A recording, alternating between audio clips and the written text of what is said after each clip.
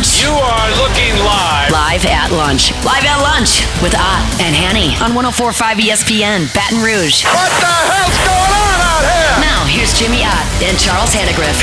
For some reason or another, you sound a little taller on radio. Is it live? Is it live? Is it live? From Rufino's on Highland Road, welcome to the Friday edition of Live at Lunch. 104.5 ESPN, Baton Rouge, Charles Hannegriff, Jimmy Ott. Jordan Kitchen's back in the studio. Graduation day for a lot of people. The celebrations going on over here at Rufino's. So what is graduation called? Depends on the official term. I thought commencement. Correct. Okay. What is the true definition of commencement? Something that is finalized, finishing. Exactly the opposite. Oh, really? It's the beginning. Oh, something commences. Okay, but doesn't it also have an alternate meaning? So that something is commencing? I don't think so. No, I don't think so. So we're calling it something. We've been doing it wrong? No. I'm just commencement. Well, like you're beginning a career. Hopefully, you're beginning a real life. You're out of the the quasi real world, or what is this world at college of $100 lost room keys and $250 parking tickets? I digress. But anyway, you've been waiting all morning to get that off your chest, haven't you? Trust me. If that's the worst thing he did. Okay. Oh, I mean, you and Josie killing me on it. Boy, if the worst thing he did, make him pay the parking tickets. Okay. I mean, make him pay the parking tickets. And how? He got a job this summer, right?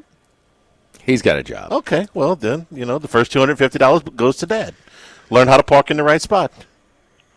It's a reasonable request. I mean, if he had $2,500 in parking tickets, Charlie, if it only worked like that. I'm not giving parenting tips. I'm just saying. So my part is, it's kind of like it's a beginning. It's let's. It's kind of let's go. Let's this fresh T-Bob, and so I think that's why I brought it up, because his T-Bob's it's not just an ending; it's a new beginning for him. Right, he's going to do well in Chicago. I caught some of his finale, and it was fun. It was fun. And he played the old Alabama version of the song. One Day More. One Day More. Yeah. He went out of his way to compliment you and say that you had some hidden thespian skills. Didn't say crap about me, but anyway, that's par for the course, But anyway, so maybe you're not quite the thespian I am. Probably not, Charlie. Probably, of course. It's a new beginning. It's kind of a I don't know. I'll look it up and tell you the exact, because I had to I had to look it up one time. Commencement and and I'm going to look up. I'm not sure what quite this is, other than the parking tickets and the. Did you say the lost room key? $100 key. That's an expensive key. Don't start, man. Okay. Don't pile on, boy. No. You brought it up. I would have never known. I'm telling you. I would have never known. I'm telling you. Invoice didn't come to my house. No. 2 late fees, by the way. One waived yesterday because of my charm, I guess. You called and complained? Oh, yeah. Hey, no parking means no parking. Read the signs. Yes. I said, you're healthy as can be, you lazy ass. This is flat out lazy. I've seen you lose bets for way more money than this. It didn't bother you near as much. A graduation ceremony is called commencement because it marks the beginning of a new chapter for the graduates. All right. Often signifying the start of their careers or further studies. There you go. Commence means to begin. Okay. Well, see that? I'm here to, like my mother said, don't flaunt your knowledge, share it. But anyway, no, I'm just, if I can, Charlie, you're more. How can I even put this? See, I'm not so poor. You read more than me. I think I have a little bit of the. I don't know. I just kind of. You saw the movie. No, that's not good. No, That's no, not no, You no. watch the game instead. I mean, do reading racing forms and goal sheets Right. count as reading? No, not really all you that know, much, no. but no, that's all. Just because we all think it's just the opposite, right? It's the yeah, end. I did. That's It better not be the end. My first thing, and Those parents are supporting that child's education. And it better be a beginning, huh? I graduated and didn't even know that One that's what day commencement more. means. I'll tell you what I would like for One day more. I would like to commence. I would like LSU to commence playing better baseball than they played Oh, last Charlie, night. you set this up. They flopped the thing. It was not a surprise to be a tight game, was it not? No, it was not. Okay, so you got a tight game, right? Right. But my deal is this, and they started Connor Ware, which that was my pick yesterday. I thought they would do that. And South Carolina doesn't get a hit until the 6th inning, but the walks, again, got him in a bind early. I thought Jaden Newt pitched really well. I thought that Chase Shores pitched pretty well. What bothered me about last night's game, and I'm in no way, this is not the end of the world. This is not the end of their pursuit for any of the things that are on their goals board, including a top 8 national seed. It was more in the way that it happened that was disappointing. The lack of focus when you're running through stop signs, and the 5th inning was the one that aggravated me probably the most. They had multiple opportunities in the first part of this game, the first half of this game, to open up this lead, and none more so than in the 5th inning when they start out walk single. And Michael Braswell, who had a very good game at the plate, he walked and had 3 hits, but he runs through a stop sign and is thrown out at third base for the first out of the inning, okay? This is 2 cardinal sins in one play. Number 1, you run through the stop sign. Number 2, you get thrown out at third base for the first out of the inning. That's a no-no. And even after that, they get another walk and another single and another guy thrown out at third base because Curiel, for some reason, doesn't slide. Would he have been safe if he slid? I don't know, but he'd have had a chance. And so when you get 2 runners thrown out at third base in the same inning, and an inning in which you had 2 walks and 2 singles, and basically run yourself into 2 outs, you wonder, the score ended up 3-1 LSU after that inning, and you wonder what it might have been because the doggone middle of the lineup was up. Ethan Fry, who stung the hell out of the ball last night, hit a lot of long outs, but really hit the ball well. You'd have him coming up and runners on base and a chance to really extend his lead and put the pressure on South Carolina, and they didn't do that. And that was disappointing to me, that the focus wasn't there to put South Carolina in a hole they couldn't dig out of. And they didn't do that. And so South Carolina hung around, crawled back into it, a couple of balls off the wall, and into the 9th. And you end up with a wild pitch that ends it. Harry Carey and Steve Stone would have been proud for Carolina. Oh, no. See, like Harry Carey, every time a runner's at third and 2 outs. Oh, Stoney for a wild one. Mm-hmm. But then and then like after the 700th time it happened. I told you, Stoney. I called it. Finally. I called it. That's one thing, but 2 outs, tie game, a walk-off. Yeah, bottom 9. Stoney. Mm-hmm. I mean, that's you can't make that up, and so that's you don't put up this non-sliding thing is more common today at all levels. I'm not saying it's more common than sliding, but there was once a time where like, whoa, you didn't slide? What the hell are you doing? Well, when the ball, you have to slow down to try and just run the bag straight up. I mean, no, they teach you. I mean, but you would see a guy running in the second trying to beat the throw, and no, he's standing up. Yes.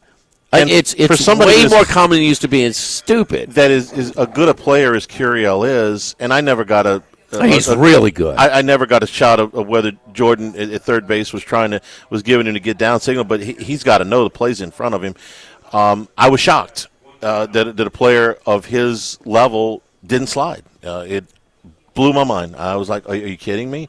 Leadoff guy who puts the ball in play, whose average is way up because he's not giving up outs and trying to uppercut and, have that softball swing that is more common, a home run or bust type of thing. And I told you earlier this week off the air, that approach is going to pay dividends if they get to TD Ameritrade, because that approach is what you need in that park that plays so pitching friendly. And some others on the team, no. And I'm not talking about the big guys, like the first baseman, but made a great play, by the way. Monero he was like, are you kidding me? This guy makes this play with one out. But no, undersized guys who are at that uppercut. Bert, you are almost useless if you go to TD Ameritrade with that type of approach at the plate. No, that park will eat it up. Eat up some big boys. Yeah. So here's the good news, bad news. The bad news is obviously with the loss, you put yourself in a position where you need these two games, or your top 8 is going to be in really serious jeopardy. The second thing is that you burned through a lot of bullpen last night. You burned Chase Shores probably for the rest of the weekend, and you burned Zach Cowan probably for the rest of the weekend. And Cowan did not pitch well. That's the second time in the last 3 outings that he has gotten hit up a little bit. I did like what I saw to Jaden Newt. I think he has gotten better and better over the last month. But with 55 pitches, he's probably not going to be able to come back on Saturday either. So you do have the starting pitching advantage by a ton in the next few games. Yes. By a ton. Now, who you go to after that, you do have Case and Evans, who you won't have to start in a game. But after that, Cooper Williams, and then it gets a little dicey with the way that they have walked people. So that's the good news, bad news thing. The other good news is that South Carolina not only threw what I thought was their best arm to open last night, but they threw the guy that's been throwing Friday nights in the second hole, Brandon Stone, and they'll be without both of those guys for the rest of the weekend. After you get past those two, I mean, it drops off pretty considerably for Carolina. So God bless, if you can't hit the bottom of the Carolina staff, then maybe you don't deserve to be a top this is not a big. This is only a big deal if they don't take care of business the next two. That was exactly what I posted. Big time favorites. I posted one thing the whole night. That was it. Big time favorites. Okay, and they should take care of business. They should basically, win by 8 to 10 runs the next 2 games. And they should feel like they did a lot. Give South Carolina credit for winning the game and making the plays. But LSU left a lot out there last night that was self-inflicted. The 2 double plays they left, not left.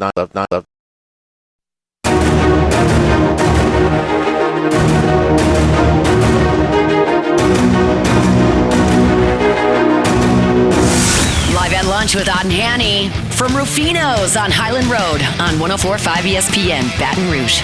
Let's bring in Chris Massaro right now. And looking on Twitter last night and over the last few weeks, Chris, are you okay? This nervous breakdown with this Thunder, huh? I mean, what I'm not having a nervous breakdown. I'm not having a nervous breakdown. I'm just giving the facts and just letting the people know what I'm thinking. And I just feel that it's the most overrated. They've crowned this team the champion almost 2 years in a row, and they haven't even made it to the Western Conference Finals. So that's just what I'm aggravated about.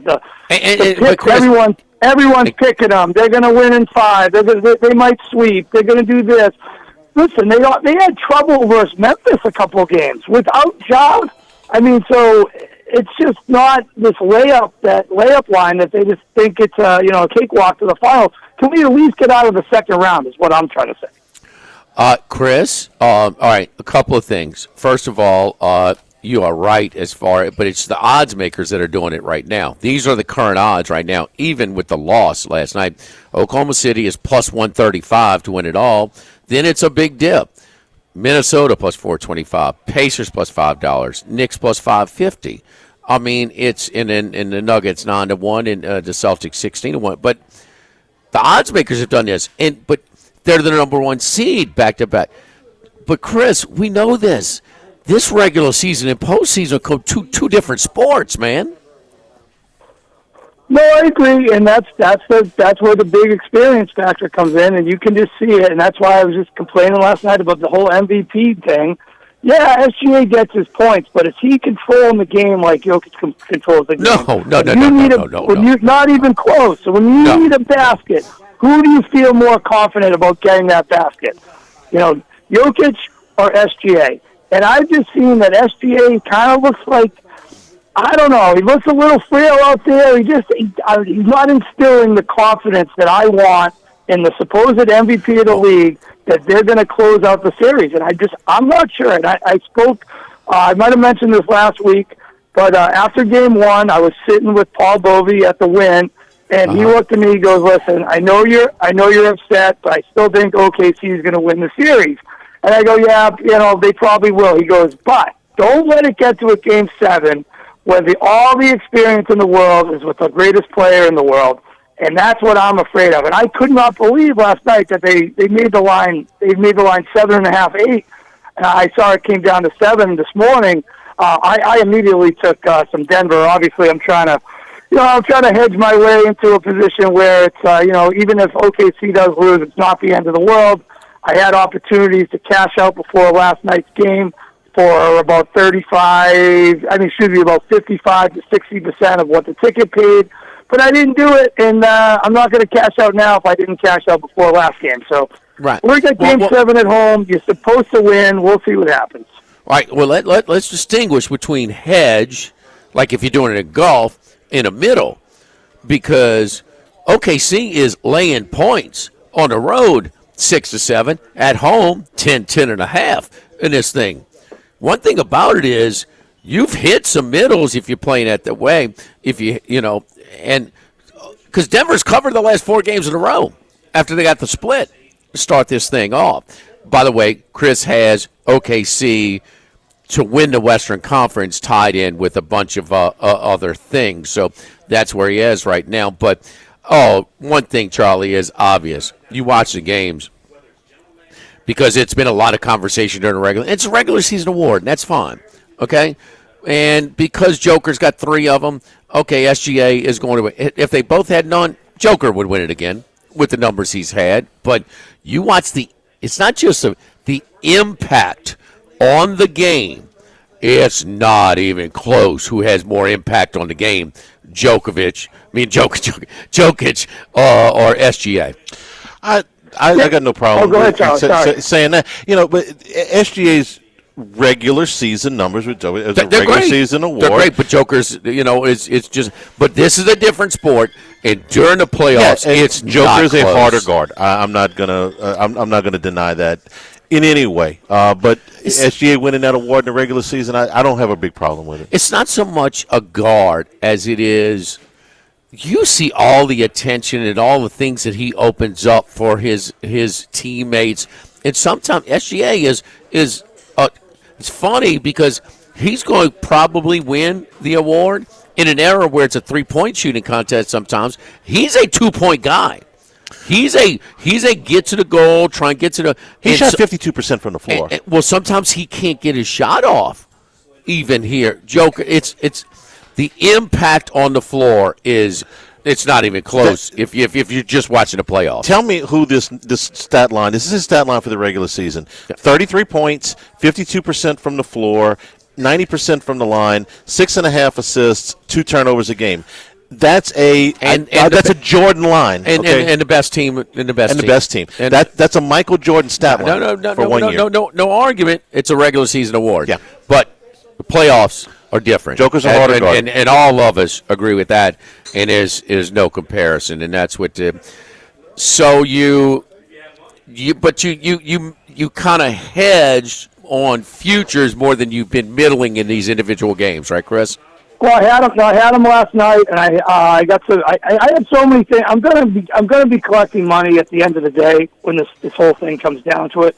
But obviously the bigger ticket, you'd like to get the win with OKC. But yes, last night I had Denver plus the points. I already have Denver plus the points again. I have a bunch of hedges where after game 5, I was able to grab plus 950 on the series with Denver in case they came all the way back. So yeah, I'm still going to be cashing a 5-figure payout no matter what. But I'd obviously like to get the 5-figure payout with a bigger number at the beginning of the 5-figure payout. So we'll see what happens. I mean, you would figure you're in a good spot, but it's just what drives me crazy and what gets me going on Twitter, X, whatever. It's just that they all talk about the net rating and the greatest team and this defense, and they have this net rating versus this and that. Well, you know, your net rating is factoring in beating Charlotte by 40 in the middle of February or January. When you look at it closely, OKC played a lot of these elite playoff teams, upper echelon playoff teams, and it's pretty much a standstill. It's pretty much 500. They're 5-5 against Denver. They lost to Cleveland. They lost to the Lakers. They lost to the Clippers. They lost to the Mavericks. They even lost to the Spurs. They lost to a lot of these. They lost to Minnesota.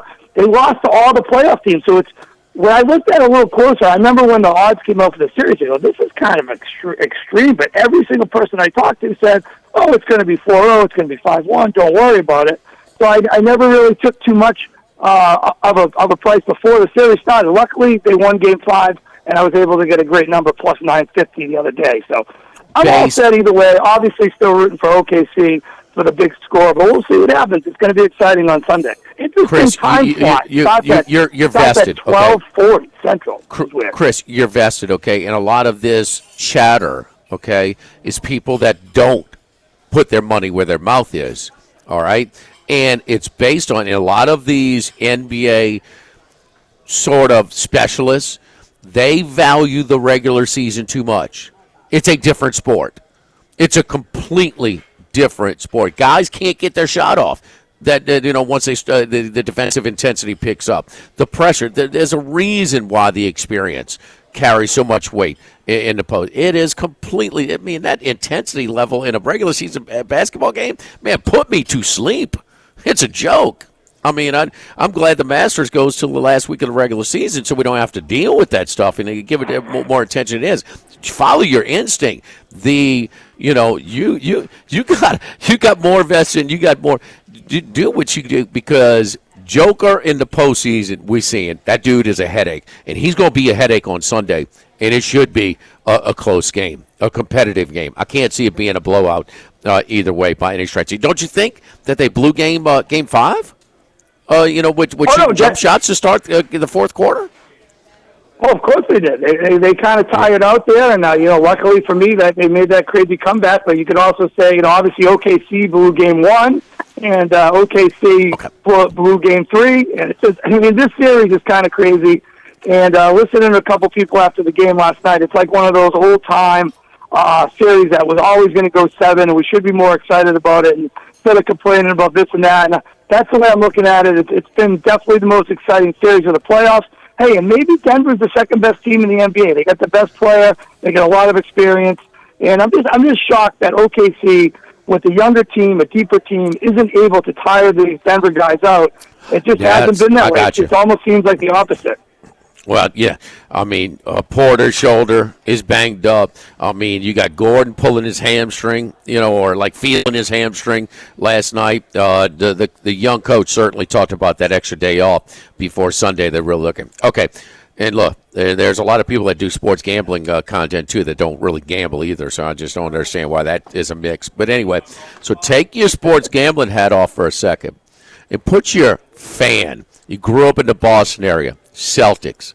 These Knicks fans are a pain in the ass, huh? What's up with these guys, huh? They're hungry. Yeah, they're very loud. I just had on the crossover from the ESPN to ESPN. So ESPN Plus has the PGA on. So I'm watching it, getting ready for the show, and they go, we're going to end our coverage on ESPN Plus, switch over to ESPN. So I switch over, and there's like a 2-minute window where they haven't switched over to the coverage yet. And it's Stephen A. Smith in a pink suit screaming that the Knicks this, and Karl Anthony Towns that, and the Celtics this, and Luke Cornett's not going to do it again, and this and that. Well, listen, the Celtics have had massive leads in every single game. I mean, they should have won 5 games in a row, Tatum or no Tatum. I'm not sure if they can do it again. I'm a little nervous that if the Knicks got to get a little bit hot from 3, that it could be a blowout type of game.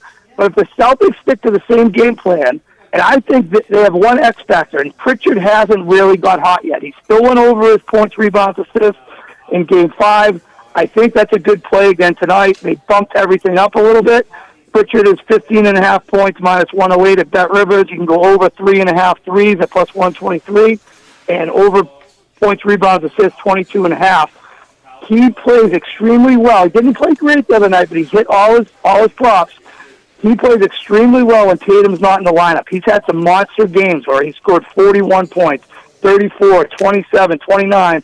He heats up. I think there's a chance they could steal one and go back to Boston for Game 7.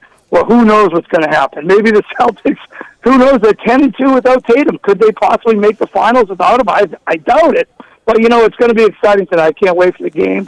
And the aforementioned Paul Bovey will be in attendance tonight. He says he did 6 laps around the MSG because he was so nervous at the last game. So he sent me his step reader on his phone, how many miles he walked inside the arena. Oh God! The number one media market team fans, they think they need all the attention as well. Preakness picks real quick on the way out. Okay, so I like goal-oriented, the number 1 horse, Bassett and Pratt. This horse ran on the Derby weekend, really crushed it. I think there's a good chance that this horse gets out early. Obviously, journalism's the most obvious winner, but I already bet goal-oriented at 6 odds at 7.5 to 1. I'm going to link those 2 up in exacta boxes. If you want to do something a little more exotic, you could play a super with those 2 on top, so it'd be 1-2 with 1-2. And the one horse that's going to be running late is supposed to be Sandman. It should be a little bit of a hot pace. That horse likes to run late, so you could do just for a simple, $12 bet. So you could do it 2 ways. You could do 1-2, which would be goal-oriented in journalism, with 1-2 goal-oriented in journalism, with Sandman in the 4 spot. That costs you $12. And then you can run it the other way, 1-2 with 1-2 with Sandman in 3rd with all in 4th. So for a simple dollar bet, that costs you $12 each way. You can have a little fun on Preakness Day. Good luck tonight. It's going to be fun in the Garden. It tonight. is. The next couple days are going to be great. You guys enjoy the golf. Enjoy your college baseball. We'll talk to you next week. Thank you. Appreciate it, Chris. Take care, my man. We'll take a time out. Don't forget our friends at Legacy Title. Chad Reynolds, the Legacy Title for all of you real estate closings, 296-0060, full-service title company, servicing all of South Louisiana. Fast, friendly, professional services, which you get when you call 296-0060. Buying, building, refinancing, nobody chooses but you. Choose Chad Reynolds, Legacy Title, 296-0060. Live at Rufino's, live at lunch, 104.5 ESPN. Live at lunch, 104.5.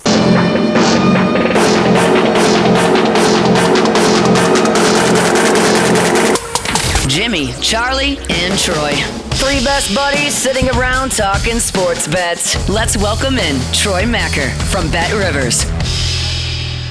Troy, what's going on, my man? Not much. Just getting ready for what should be a very, very fun weekend of sports. Knicks, Celtics. What you thinking? Knicks have to win. They have to win tonight. A little pressure on the Knicks? I like it. Yeah, because if they don't win tonight, they're not winning Game 7. I just don't think. I know. I think they have the better team right now because Jason Tatum's out, but that certainly didn't show in the last game. But the nerves of blowing the lead they had and getting to a Game 7 on the road, I don't know if the Knicks will be able to handle it, even though, Tom Thibodeau is a hard-nosed coach. His players are hard-nosed players. They shouldn't really, react to that. Jalen Brunson is good a superstar court general as we have, but the in between their ears is going to be tough, and I think they have to win tonight. I'm a little surprised they're only 2.5. I thought it maybe would have been 3.5, 4.5, but we did see that the Celtics didn't completely bottom out without Tatum because they are a very good basketball team even without their top star player. Oh, I think that, and a lot of people, debate just how good Tatum is. And so, I think it's more than just him. He's our best player on the best team that won it all last year, and they were the favorite this year. But they're much better without him. But no, they're more than capable, without him, and we saw that. Did you think the Knicks exhaled in that Game 5? No, not really. I don't think. Just got beat. Yeah. Yeah, they. I mean, it was Yeah, I didn't see because the Knicks had what, a 9-point lead, middle of the second quarter or something like that. So they were ready to play. They're ready to play, and it doesn't strike me as a team that's kind of going to, exhale a little bit because they got something, especially because they've been so bad at home in the postseason. Right. I think this is probably better for them, if they potentially have to go to a Game 7 just because it won't be at home. I think playing at home has been difficult for them, as has been playing at home for the Celtics in the postseason. So, this is super fascinating. This is what the NBA wants. Certainly they would love to have Jason Tatum still there, but, I think, to your point, he's the best player on the Celtics, but is he a superstar in the realm of what we think NBA superstars are, front-facing, polarizing, on posters all the time, always talked about? He's the least talked about superstar. So, I think that is a really interesting angle because, obviously Jaylen Brown is top tier as well. But this is exactly what the NBA wants, even if it ends tonight. 6 games, super competitive. Knicks rally in 3 games down deep. This is perfect for the NBA. Certainly a Game 7 would be even better because of all the storylines going into the weekend.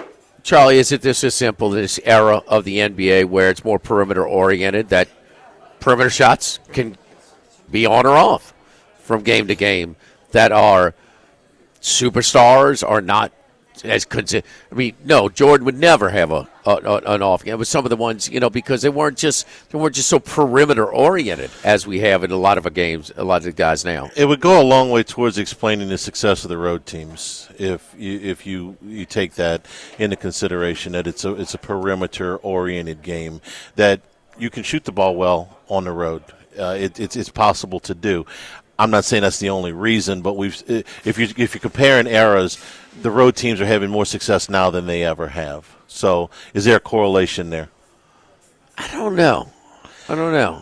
No, I just think it's game to game because Jaylen Brown. He was way better last game. There's a lot more variance in the. There's a lot. Because it's perimeter oriented. There's a lot more variance for the players game to game, and because of that, you may have some of these games where you're hot on the road. Yeah, it's more of a crapshoot. I don't think it's got anything to do with home and away. I just think it's just the style of play that has become more and more the way it is. I'm telling you, who you got in OKC in Denver? Troy, what's the number right now at Bet Rivers? Yeah, I'm super fascinated by this. As I've mentioned, I think each time I've been on the radio last 2 weeks, I took the Nuggets series to win the series simply off the value at plus 575. Right. So to see them, right now, I guess to win the series is what the money line is, and it's minus 286 for the Thunder, plus 235 for the Nuggets. Thunder favored 7.5. I don't know if I like that number. I would probably take the Nuggets to cover. I do think the Thunder win the series. I think being at home, I think that this is going to be a great, great game. This has been the most competitive series in terms of game to game. And, as we mentioned, it's the talent yet inexperience of the Thunder versus the talent but experience of the Nuggets. But, they're slowing down. They're a little bit older. I don't think they're trending in the right direction year over year as much as the Thunder. But as I've mentioned, we thought they were going to nosedive after they fired their coach, and they've done nothing but been heading in the right direction. So this is just such a fascinating game. I've loved a lot of the matchups within the game, and I've loved the role players in this game. I take a lot of joy in watching Lou Dort. He's one of my favorite players to watch play. I also love Jamal Murray, even though he's not a role player, but there are a lot. This has just been such a fun series to watch, and I think whichever team comes out of here will be an amazing series for the Timberwolves. I think the next 4 to 5, 6, 7 games of the Western Conference playoffs will be awesome. Dort. Now I thought the Denver approach to start the fourth quarter with 1 for 9 and all perimeter jump shots to start it off. Let them, but Dort was huge in Game 5, and this thing probably be over. And that's what happened to them last year. They got tripped up, and when they went to Dallas for Game 6, guys like P.J. Washington couldn't miss from 3. Oklahoma City played great, but the role players with Luka were just on that game, and they couldn't beat them. And it was a 50-50 game, came down to it. and might not, but Doherty, and I don't know. So, who you think's going to win straight up? Charlie's asking me yesterday. I'm like, Denver's going to. I'm thinking like straight up. I was surprised they were getting 4.5 or 5 at home last night. Who you think's going to win outright? Yeah, well, so if you took away the seedings and how the regular season played out and all that, and if you just look at the 5 to 7 players who will be playing for the Nuggets and the 5 to 7 players who will be playing for the Thunder, I'd take the Nuggets. I think it's hard not to, given what we've seen not just this year, but over the past 2-3 years. They have guys who've been there. Is the Thunder going to bring a guy off the bench who has the experience and will to in a clutch moment as Russell Westbrook? I don't think they have anyone on their roster who's even close to that. So if we're just talking one game, got to win, I would take the Nuggets. But I don't know if I can, just because I buy into what we think and know about the Thunder, not just this season, but heading for the next 5 seasons. But we're not playing for 5 seasons; we're playing for one game. Well, all the guys, Charlie, with all the variables, and you don't know who's going to show up. We know Joker's going to bring something to the table. He's the most dependable. Not just that he's the most durable, but that he will make shots when there are the highest degree of difficulty and the most crucial points in the game. We've seen him do that all series. Well, he's dependable. I mean, he's going to get in that paint. He's going to knock down those little 5-footers. He's going to create open looks for his teammates. He's going to do that as well. Where's all the action? Where was all the action on the PGA that you guys are sweating right now? You couldn't have had Johnny Vegas as the first-round leader. No, it's as you'd expect. It's on Scottie Scheffler, Bryson DeChambeau, and they're both still near the top of the odds board, and that's because of the market volatility. Scheffler still is certainly in contention. I think given what we've seen, what he did 2 weeks ago, all he needs to do is shoot 5 under, and he could be back in the top 5 spots. This isn't a massive. The guys aren't scoring with massive strokes. So But the thing is that even when there are, fields where also-rans or less-known guys are at the top of the leaderboard, as we're seeing, people aren't jumping to buy on those guys. They're jumping to buy on Scottie Scheffler, top 5, top 10, top 30. So we're still taking a lot of money on all the notable names. It's just not in outright markets because that's gone, but there's not enough stability with some of these guys like Aaron Rye or Ryan Gerard or Johnny Vegas, like you mentioned. So people are still going to be betting on Scottie Scheffler. It's just going to be a different market. There you go. Even with all of the obscure names atop the leaderboard yesterday, they're still backing all of the name brands. Man, have a great weekend. We appreciate it, Troy. Follow Troy on Twitter, at Troy Macker. That's Machir. Thank you, Troy. Thanks, guys. Have a good one. United Community Bank, the local way to bank big, with locations from Baton Rouge to Golden Meadow. We've been serving the people of southern Louisiana for over 50 years. Running a business can be difficult enough without the right relationship with your bank. With United Community Bank's local business bankers, you're not just a number, you're a partner. Heath Meir, Nicole Glover, Hunter Creed, David Campbell, David Henry, Prentice Wilkes, our great team of bankers at United Community Bank. Member FDIC, equal housing lender. Live at Rufino's Live at Lunch, 104.5 ESPN Baton Rouge.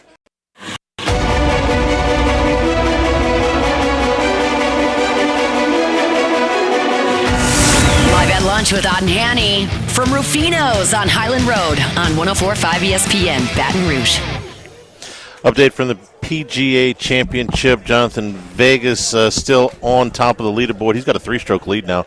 He is at 9 under par, 2 under for the day through 13.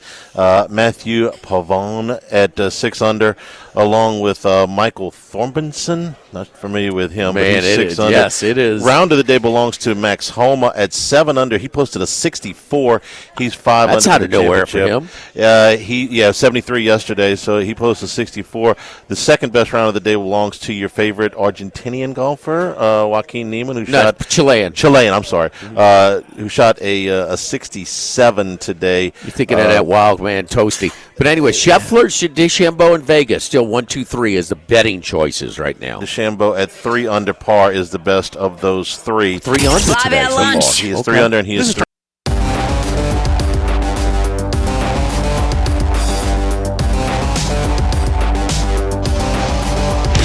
He's out there somewhere in the world. Maybe even your local sports book. Can anybody help us? Let's bring in Bruce Marshall. And we bring in Bruce out in Las Vegas, I'm assuming today. Bruce, good morning where you are. How you doing? Hey, pretty good, Charlie. Before we get to the playoffs and stuff like that, I got to ask you, it seems like it's been a long week. It seems like a lifetime ago, but we have talked to you since Derek Carr made his surprise announcement on his retirement. I'm just wondering what you think of him, how the career went, how this thing went down with the Saints, and now that we're looking at a team, we've repeated this stat a few times this week, the Saints right now don't have a quarterback on their roster that's ever won an NFL game. It's resulted in low win total, the lowest win total, the lowest, the longest shots to win the Super Bowl, etc. I'm just wondering what you thought of how this whole thing went down. Yeah, I guess optimally, Carr would have announced this before the draft, but maybe he hadn't made his mind up by then. But I think the Saints must have seen, and Mickey Loomis and them must have seen the writing on the wall with Carr, and maybe that's why they picked Tyler Shuff when they did. I'm certainly not sure he's the answer moving forward. Of what they've got right now, I think probably Rattler's going to get the job. That's my thought, but they could certainly make a move. Carr's career, I think at the end, slightly disappointed, although, he certainly had his moments with the Raiders when they looked really good. I think the whole Saints thing was kind of a disappointment, just never quite clicked. He had the injury problems there. So, there's a little bit of a emptiness there from the Saints years. But, actually I think his Raider years were, good, not great. Kept them somewhat competitive, but he only had that one playoff year, and they barely got there that year in 21. So, a little bit underwhelming. Not bad, but not great either. Just speculate here for a minute. He was on mostly bad teams with the Raiders. He was on 2 bad teams with the Saints. If he had gone somewhere else, and I'm not saying that he would have gone to maybe the best situation in the NFL, but he had gone to somewhere a little bit better, how might it have turned out for him? Yeah, sure. I could have made some difference. Though something tells me that, there would have always been a ceiling for him under just, beneath the really top quarterbacks. But, yeah, had he been somewhere else, I think that was a little more competitive, it would have made a bit of a difference. I think he was good enough. I know, there were times with the Raiders, he really scared the heck out of a lot of other teams on the Raiders' schedule, and he, there were times when he really could light it up with the Raiders. So I think that's fair what you say. If he went somewhere else, it probably would have made a difference. But in the end, I think we thought his career would go a little bit longer than it did, but this shoulder thing just sidetracked it right at the end. And like I said, that really, hurt his last couple of years there with the Saints too. I think when I remember him, it will probably be as a guy who was talented, but who for whatever reasons became very, I can't use a word other than just despised at both of his stops. The Raiders basically threw him out of the building at the end. Yeah. And the Saints, you asked why they didn't do this before the draft. With a little bit of time to think about it, I think they've probably been negotiating this a lot longer than they've let on. I think they, how much he was going to give back and how much they were going to fight, and the best way to get a clean break. And then the Saints, if they had announced this before the draft, I'm not sure it would have changed anything. They took Tyler Shugg in the second round. I think they probably would have done that if anyway. It may have accelerated the urgency or whatever. But just the fact that this guy was so despised in both spots, I don't know. That's what I'll remember. Yeah. Well, yeah, and one other thing with the Raiders, I know the one complaint they had was he wasn't really a leader.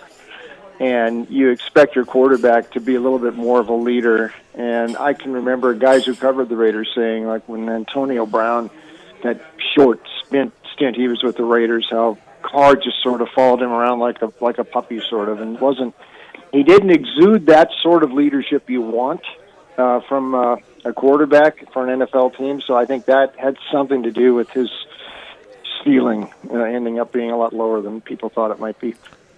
Because Bruce, Charlie and I, we get into debates, who's good, who's not. And, first, and part of it is, in football, it's just I'm a big proponent of this. I mean, sometimes you can look a lot better by the guys you're surrounded by. You know, it's not as individual as baseball or even basketball. And you know what? I mean, yeah, Joe Montana had good coaching. He had a good supporting cast, but damn, he was really good too. You know, there's some that, and man, Carr had about as bad of a supporting cast in some organizations that you could have, man, no doubt. But man, Bruce, if part of it's they invested money, and the fans know it, he's following Drew Brees. But this fan base in New Orleans, I mean, man, there's if you, I don't know, they've been in existence, close to 60 years. He's the most hated guy they've ever had. Yeah. I mean, he is the most despised guy they've ever had. There's no doubt. Yeah, and there's something about, and I don't want to say Tyrese Halliburton, but there's something about him that seems to generate that sort of animosity. You made one point there that's very interesting, though, Jimmy. And I go back, being in the right situation means everything. This is long ago, but Vince Lombardi said when he got to the Redskins that one year he was with Washington, and he had Sonny Jurgensen, and it's in his book. When pride mattered, Jurgensen could do things Bart Starr couldn't do near the things Jurgensen did. He said he couldn't believe his luck. He said, "My God, what I can do with Jurgensen." But Starr was the perfect guy to run what he was doing in Green Bay. Starr was not more ability than Jurgensen, but he was in the spot and he was the perfect guy to work. So you're right; it does matter who you surround yourself with and what the team and the coaches and all that. That's a big deal. Well, the one that has circulated here forever is Archie Manning and Terry Bradshaw. Yeah. They were top picks. Sure. Bradshaw was number one. Manning was number two the following year. And, of course, Bradshaw was from Louisiana. So if Manning had been drafted by the Steelers and Bradshaw had been drafted by the Saints, what would their careers and what would the Steelers have looked like? What would the Saints have looked like? We'll never know. But they were thought of both at the very top of the draft, and one of them went to an excellent organization and one of them went to a terrible one. Mm-hmm. That's it. That's a great example. Definitely. Brucey, you like these Knicks fans? What's going on, huh? They're a little loud, huh? And they never won anything. Just a little bit. What's going on? Yeah, my one, I promise, this is the last time I'll do this, 30-second soapbox NBA refereeing, and I won't bring it up again. We've talked about all, the traveling stuff, what they don't call. This goes back when Bob Cousy, 65, 70 years ago, they told the refs, don't call traveling on Cousy. And it's Michael Jordan, Magic, whatever. I have never seen a player abuse the carrying over rule more than Jalen Brunson. I said this about Trey Donaldson when we were in the big dance, at Michigan, how he carried the ball over. Brunson, every dribble carries the ball over. Every single dribble, and they never call it. And I would love a ref just to start calling like 10 straight times. Brunson starts to dribble. You're carrying over, lad. You're carrying over. They don't do it, and it's bothering. Used to be a ref. It bothers me to see this. Anyway, I'm off that soapbox. I actually kind of like Brunson as a player. He's there. I think the Knicks have reason to be worried. Like we heard on TNT the other night, the guys are joking. The Celtics feel like they should be ahead 5-0 in this series. They've had a double-digit lead every game. They blew it 3 times. Tatum, actually, the first 2 games, I think, especially the first 2 games, he was responsible as more than anybody on the Celtics for them losing, with the way and the sequence and how he was putting up those shots late in the game. I mean, he was as responsible for the Celtics going cold as anybody those first 2 games. And they can win without him, which we saw in Game 5. I think the pressure's actually a little bit off. They're an underdog tonight. I expect Boston to win tonight and force a Game 7 and probably advance. The Knicks have not. They've had some spurts, or they played really pretty good in this series, but a lot of it, their shooting has been not great. I mean, they were 35% from the floor in Game 5, and Anunoby and Bridges gave very little. I think the Celtics force the Game 7. I'm taking Boston tonight for sure. Yeah, they we're on the house's side with that one. There's no doubt because they are they're betting the Knicks with both hands. They did in Game 5, and they'll be doing it with Game 6 as well as what everybody is expecting. So, I did. What about Game 7 is set 2:30 our time tip off. It's Denver with a lot of. Won a championship. OKC, back-to-back years with the number 1 seed, but boy, the style of play is certainly different from the regular season to the postseason, and this series is reminding us of that. And here we go, OKC, sizable favorite again, about 7.5.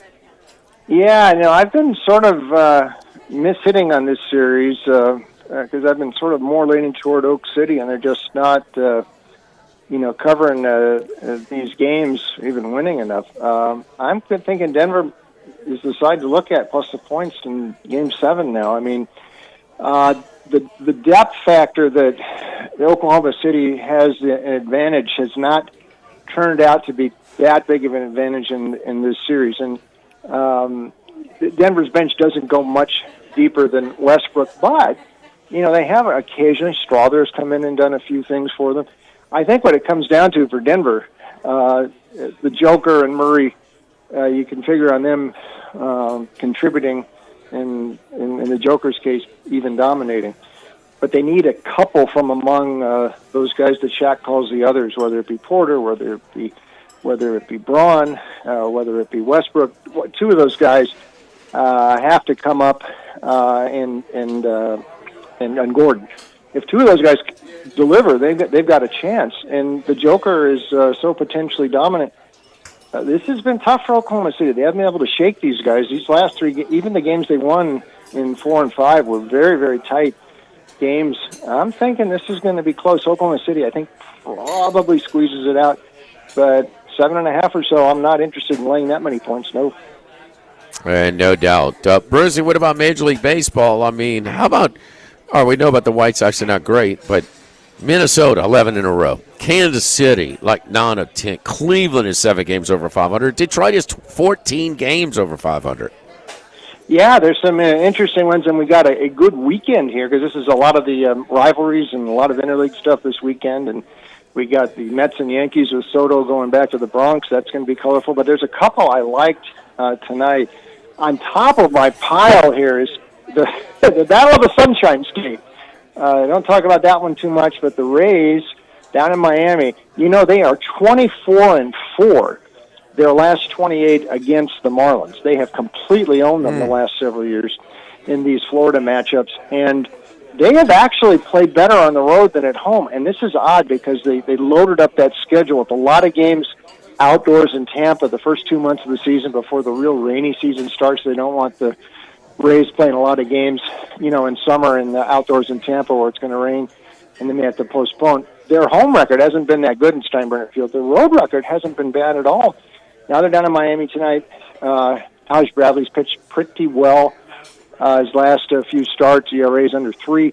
Meyer has been getting hit for the Marlins, and this is not a bad price tonight on Bradley. So that's what I'm looking at there.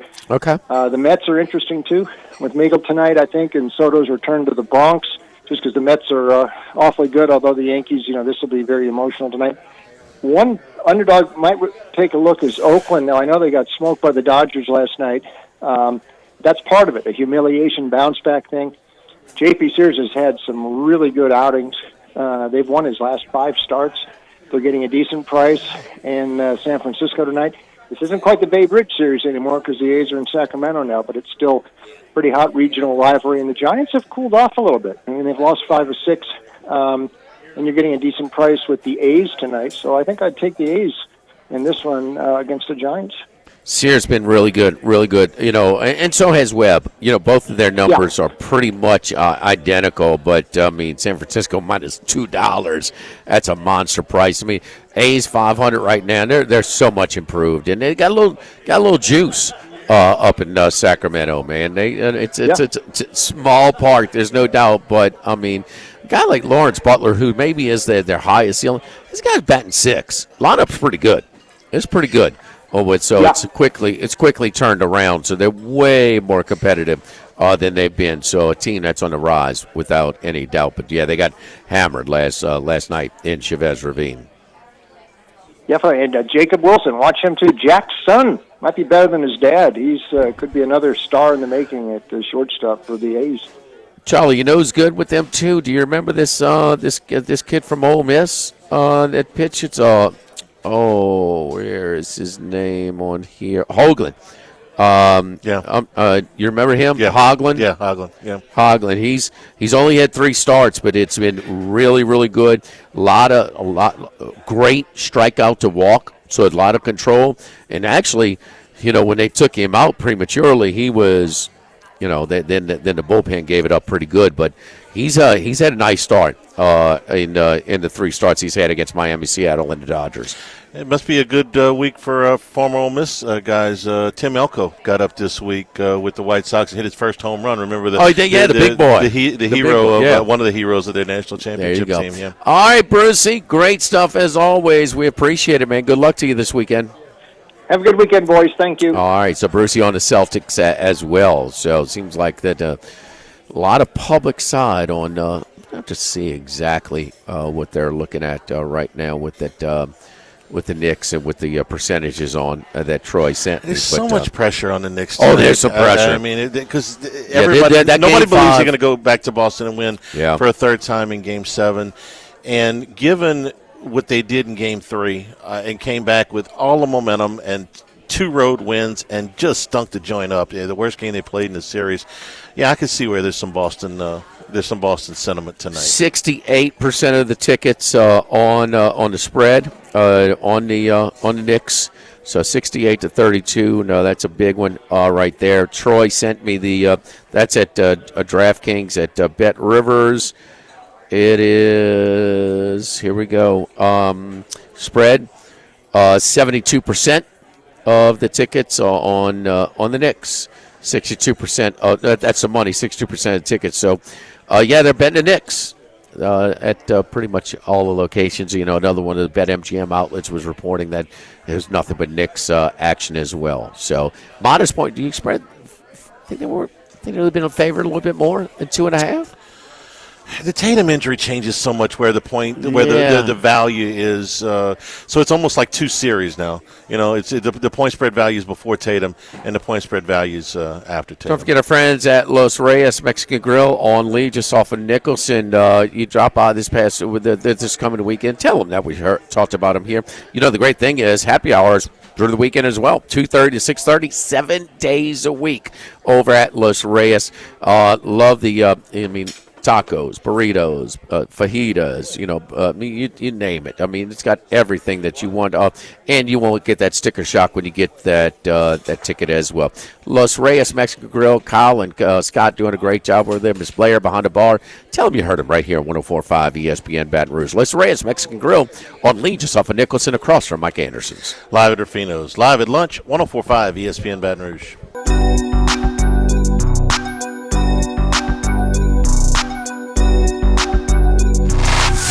Live at lunch with Otten Hanny from Rufino's on Highland Road on 104.5 ESPN Baton Rouge. Back here at Rufino's, live at lunch. LSU and South Carolina, second game tonight at 6 o'clock. First pitch as LSU tries to even this series.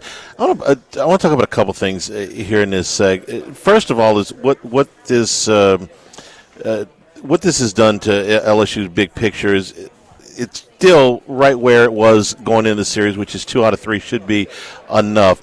The RPIs have not changed a whole lot, even with a loss to a lower RPI team like South Carolina. But I was interested in one thing. Going into that Sunday game against Tennessee, I thought it was a huge, huge game for LSU at the box. I said, this is what a super regional could look like. I posted on Twitter, said, your top 2 starters are gone. Tennessee's top 2 starters are gone. This could be what Game 3 of a super regional looks like. I said this is an important game, and LSU won the game. They opened up. They ended up winning the game very, very comfortably, and Kason Evans pitched great that day. But even I didn't realize that was the third game of the Tennessee series. Oh, yeah. But I didn't realize just quite how big of a game that might have been. Tennessee's pitching was compromised, Charlie.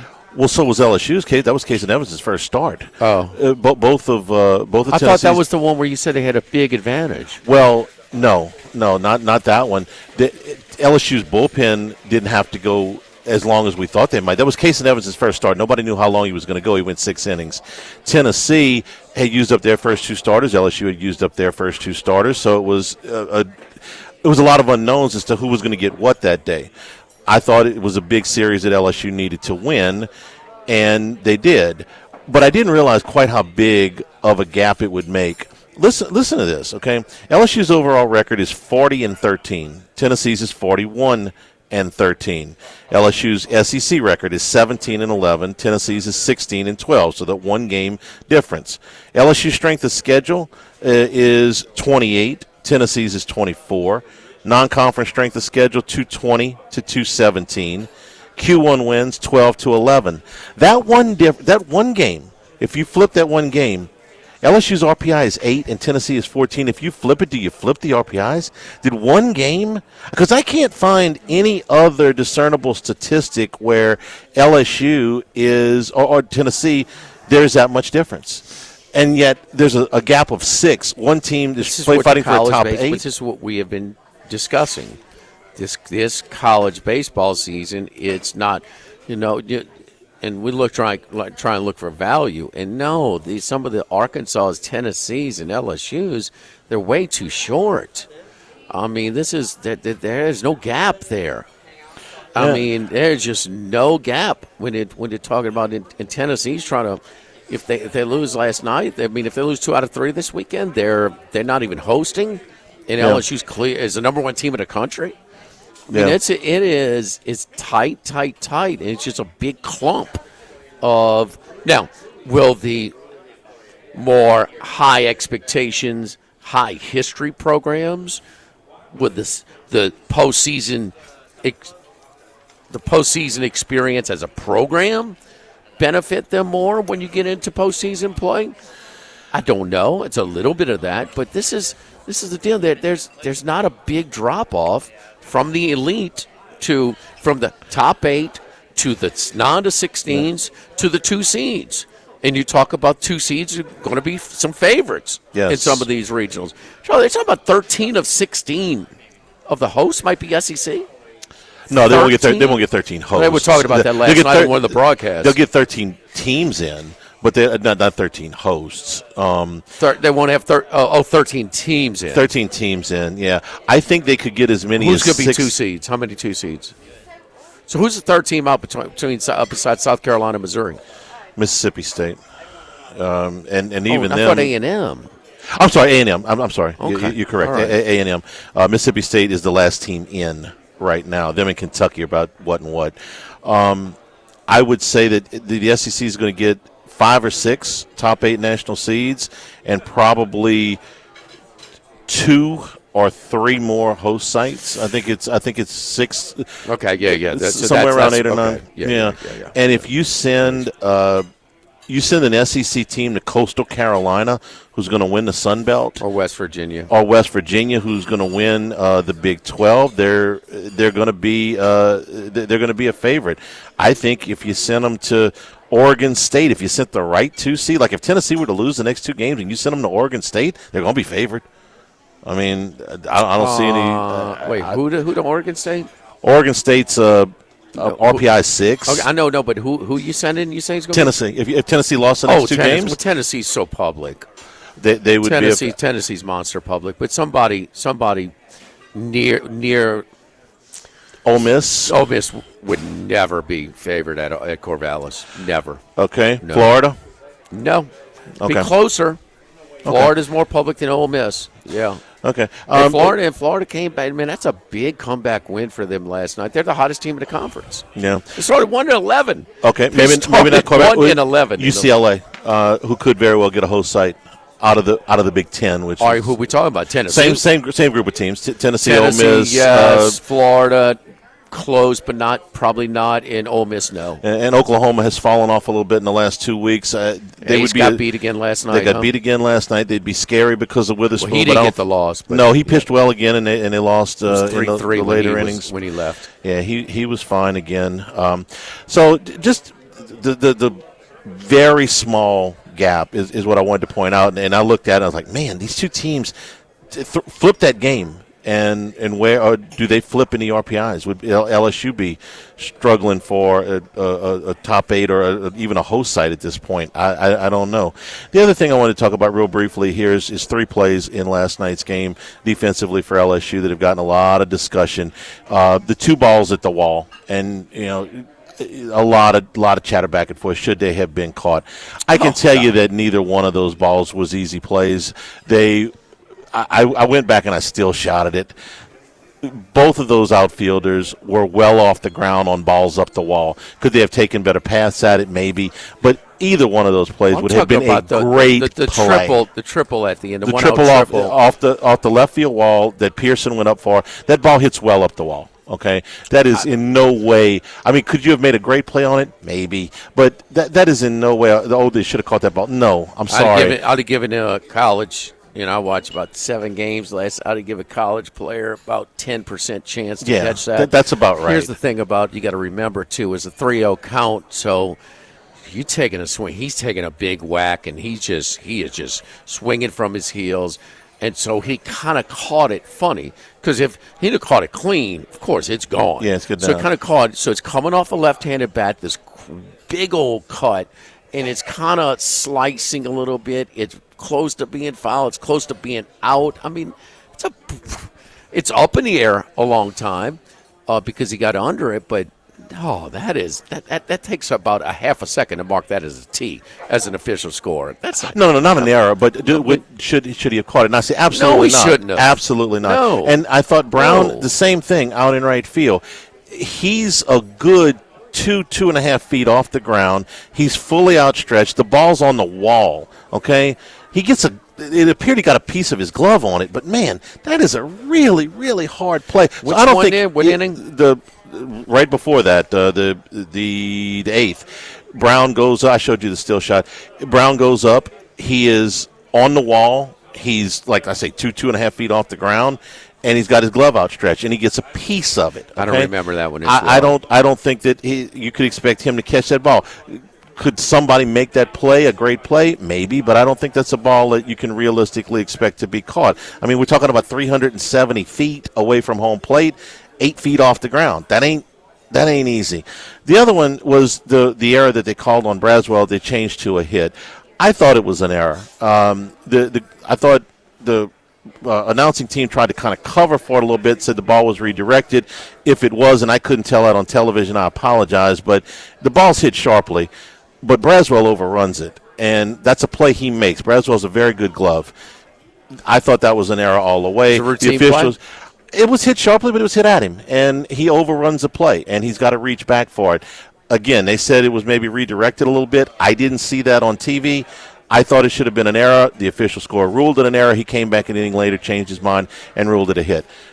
I thought it was an error, but that's how they ruled. So those defensive plays have been called out a lot. And then Josh Pearson makes the best play of the game, where he makes a sliding catch and doubles a runner off second base. So they had a great play to go along with some of the other ones that went along last night. So let's get back to the one in ninth that I remember a lot. We're talking about the lefty that took the big cut at 3-0. There's a difference between should have and could have. That's it. Okay. My words exactly. Those were my words exactly. So could he have made the catch? I guess, but I mean, it would have been a great play. No, it would have been a great play to go up and get that ball. Here's the thing that you got to remember too when you pull it. You know how many times an outfielder, all right, let's practice outfield. How many times he practices making that catch coming off the bat net? You don't. You can't mimic that. And so the unusual aspect of this guy, this big cut from the left side, swinging 3-0, trying to end the game, and he kind of gets under it. It's slicing. It's near the foul pole. It's off the top of the fence. Yeah, it's a towering ball. It's just to expect a college kid to make, even a pro, to make that catch, it's hard. Could he have made it, but percentages are low. Yeah, it would have been one of those web gym 8 to 10%. Yeah, that's about what I thought. Now, he got turned around on the ball because it was hit so high. Could he have taken a better path? Look, man, it's easy to sit and watch the game on TV and say, man, you should have done that. No. everybody that said, well, he should have caught. No. No. Should have. Should is out. That's what I believe. We can talk about could have. Yeah. We can talk about could have, but no way. That's what I believe. I tell you what. Keep in mind when you're official scorekeeper, the matter and it varies. There are routine plays that are expected at the high school level, the college level, the major league level. So was the ball to Braswell a routine play for a college player? I thought it was. Yeah. And then I thought it was. And you decide, then that's how you decide. And obviously there was some thought. It was a borderline hit or error, official score because they went back and reversed it. He changed it. And, there's components to every play. It looks like he's reaching back to get the ball. But he's reaching back to get the ball because he's overrun it going to his left. Now, again, the broadcast team, Dave Neal, Jackie Bradley Jr. said, was that ball redirected a little bit? I didn't see that on TV. I thought the ball came off the bat clean. It was sharply hit, but it's a play Braswell makes, I think, 19 times out of 20. I thought they would have left it an error. They ruled it a hit. So not a big deal, but that's more of a 50-50 call than the others are. Absolutely, yeah. It's not something I'm going to rant. That's a gray area play. Yeah, it's not something I'm going to rant and rave about, but I thought they got it right the first time. Don't forget our friends at Total Maintenance. Yes, indeed, one of South Louisiana's oldest and largest AC heating companies since 1980. My buddy Lucas Ragusa doing it over at Total Maintenance. Boy, speaking of the Saints' happier days, I was with Lucas, and then when Reggie Bush took it, went the distance. Boy, he had a great game in that Cardinals playoff game. His best game is the Saints. Think so? Yeah, I do. Yeah, man, he was great, man, and that was fun. And then I was with him for the Minnesota game, the NFC Championship game. I was with him when it came back to the Dome. That's my boy. That's how long. Why don't y'all start going to games next year? Yeah, help him out. Man, me and Lucas got to get this thing back on track. Please, little help. Yes, indeed. So that's how far back I go back with him. It's great. It's great to enjoy people that you do business with, but this is what he does. This is what their crew does in AC heating, generator installations, maintenance, you name it. What service today, every day means same-day service. You'll never sleep hot. Man, it's hot. It's sticky. Now, it's hot again. We're leaning on those units more. We're running them more. We're stressing them more. But if it does break down, you got to call 480-1000. 480-1000. Total Maintenance. Service today, every day. Again, you'll never sleep hot. Call today. Get service today. Total Maintenance. 480-1000. Live at Rufino's. Live at lunch. Look at Victor Hovland chipping in. 104.5 ESPN Baton Rouge.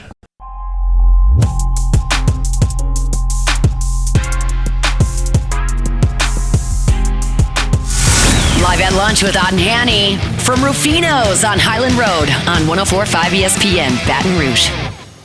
We're brought to you also in part by the Thibodeau Store. Cajun Cooking Specialty cookware shipped right to your door from the website doitbest.com/Thibodeau Store.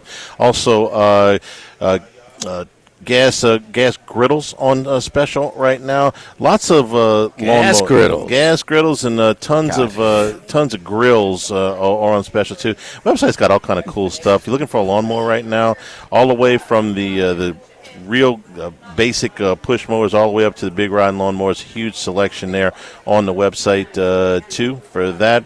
Your garden gear, your garden carts on special right now. Key cutting, paint matching, propane services, green and grass. Happy graduation, Mr. Curtis. Yeah, Mr. Curtis is. Yes, indeed. He's commencing. Summa cum laude, baby. Good job. Proud of you. It's a new beginning. You're making repairs around the house. Consult the experts over at the Thibodeau Store, 900 St. Patrick Highway in So we Thibodeau. bought you a grill from the Thibodeau Store, a big green egg, the extra large one. Get him for Father's Day. Yes, Father's Day. Father's Day. He graduates. Happy graduation, Mr. Curtis. Yes. Pierre Part Store down 113 years in Pierre Part. The Thibodeau Store, 900 St. Patrick Highway, and doitbest.com/Thibodeau Store. All right, in the league tonight, here's what else is going on. Texas clinched the conference championship, the regular season championship. I think they had a top 8 locked up going into the weekend no matter what happened, but they did not throw Ruger Riojas in game number 1.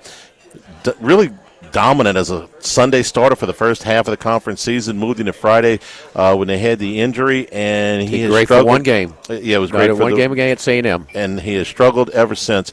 But Cade Crossland has struggled pretty much most of the season for Oklahoma. Seen ever since. It's 2 starts. What's that? Two rough starts after the A&M really good one. Since moved in, I thought it was right? 3.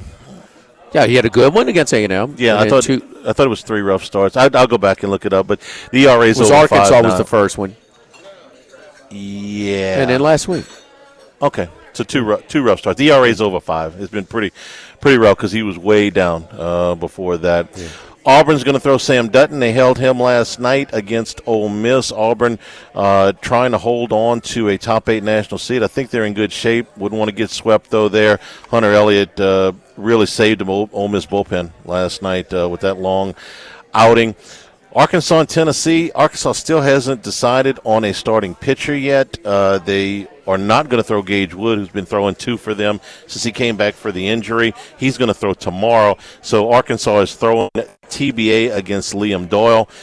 Probably going to be the top pitcher drafted out of the SEC. This year. It'll be him, Cade Anderson, or Kyson Witherspoon.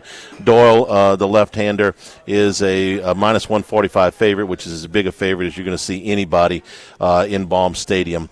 That game is 6 o'clock start, I believe is that. Vanderbilt held their ace, J.D. Thompson, against Kentucky last night. Austin Nye threw against Nate Harris. Vanderbilt to come from behind win.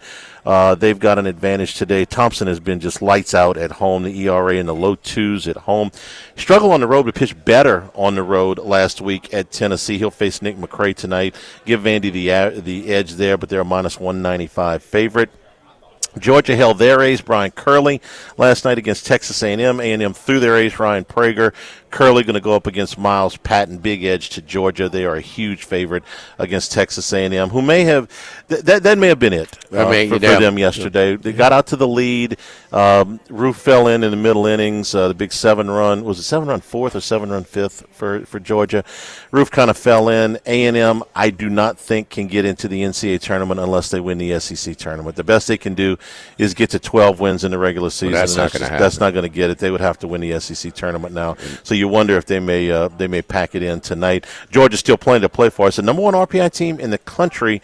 They're looking at a top 8 in pretty good shape there. Alabama will throw their best arm, Riley Quick, tonight against an opener for Florida. Alabama holding out hopes with that RPI at number 9 of being a top 8 national seed. I think they're a host. They're probably on the outside of the top 8 right now. Florida's going to throw an opener in Pierce. Probably a host. They're definitely a host, but probably they've got an outside shot. You said if they get swept, they're not going to get a host. That's what you kept telling me. I said they'd be in trouble. I think they're yes. If they get beaten the next 2, they would be 15-15. That's right. So they got to win. They got to win a game. I like Alabama tonight against Florida. Hard now. That was the one they had to win. I mean, they had that. They gave that one away last night. I thought Sully made a mistake. We didn't think Liam Peterson would pitch last night, Florida's ace, because he threw 66 pitches last Saturday. Their schedule got a little disjointed with the rain. They brought him back on 4 days rest after throwing 66 pitches, and he had his worst outing as an SEC starter this year. Gave up 5 runs in 5 innings, and Florida had to hustle to come back and win that thing. But I give Alabama the pitching edge today in this one. Yeah, the kid threw good for him last night. Who's kind of they've been kind of a piecemeal Tyler Fay, for Alabama, but 5-0 lead. Charlie's 5-1. They're playing the shift to the left side. I mean, I'm talking about a 2-hopper between your knee and your waist. The second baseman's on the third shortstop side. I mean, I'm talking about as easy of a play. Boom, he boots it. Next thing you know, 3 unearned runs. Now 5-1, it's 5-4. Game on. Yeah, and it was back and forth. They lose by a run. And so that was the one they had to win last. So Florida stole it. They're hot. And they're gonna roll. They're probably sweep now. Alabama was not. The bullpen wasn't as bad last night. It's been a big sore spot for them all season. Wasn't as bad last night, but they gave up 3 runs. They ended up losing by 1. What is it now? Is it since 1-11? So they played. That's 12. So they played 28 games now. So 16. They're like 13-3. They were 1-11. They are 13-3. They're 13-3. 13-3 in the SEC, man. 14-14 overall. And Missouri plays Mississippi State. Mississippi State scored 25 runs yesterday. We're brought to you by Coastal Capital Advisors, because when it comes to retirement, there are no two situations exactly alike. So make sure that Coastal Capital puts together a lifetime plan for you. That's what they've done for me. You're going to make sure that your retirement plans, your goals are in place. No matter what your age is, doesn't matter what your income level is, they'll tailor make something that's perfect for you so you get a maximum output for your retirement. They'll work with your business partners. They'll work with your legal team. They'll work with tax professionals to make sure that plan is rock solid. That's exactly what they've done for me. Contact Philip Fontenot and his staff, 337-981-1376. Online, it's coastalcapitaladv.com. Advisory services provided by New Age Advisors, member FINRA, SIPC. Back to wrap it up here at Ruffino's Live at Lunch, 104.5 ESPN Baton Rouge.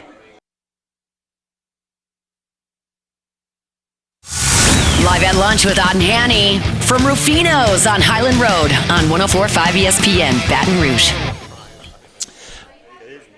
Jonathan Vegas, the leader at the PGA Championship. He's 3 under par for the day. He's 10 under for the tournament, has a 4-stroke lead. He's going into what they call a green mile, 16, 17, and 18. Tough 3-hole finisher. We'll see if he can hold up with that lead. Top round of the day belongs to Max Homa, who shot 7 under 64 to pull himself what is within 5 of the lead now at 5 under par. Some of the bigger names, Bryson DeChambeau finished with a 68 today. He is 3 under par, 7 shots off the lead. Victor Hovland, who was one of our experts' picks, 71 today. He is 2 under for the championship. Scotty Scheffler just has teed off today. He's 2 under, shot 2 under yesterday. Who else did we have? Well, we had a little piece of Joaquin Neiman. He shot a 67 today. He's 1 under for the tournament. Who else were we were following? Cantlay was terrible yesterday. He is not going to make the cut. He always leaves you wanting more. Let's see. Wait, page 2, page 3. He is 4 over. Cut line right now is +1, so he's got some work. Yeah, he's done. He's got some work to do. He just teed off. He just finished number 1. Good luck. So he's got some golf to play, but he's way back there. Rory McIlroy just teed off as well. He is 3 over par yesterday, as is Ludwig Aberg. Shot 75 today. He's not going to make the cut. And Sam Burns tees off here in about 20 minutes. He was 2 over yesterday, so he's 1 off the projected cut line. Got a little work to do. Thanks to the folks here at Ruffino's for being our host today, as they are every Friday. You're going to do great, buddy. We love you, T-Bob. I know he's excited. And on Monday, we'll be at Big Mike's in Denham Springs. Mike's, baby. For Jimmy Ott, for Jordan Kitchens back in the studio, I'm Charles Hanniger saying thank you and good afternoon. Stay tuned for Hunt Palmer on 104.5 ESPN Baton Rouge.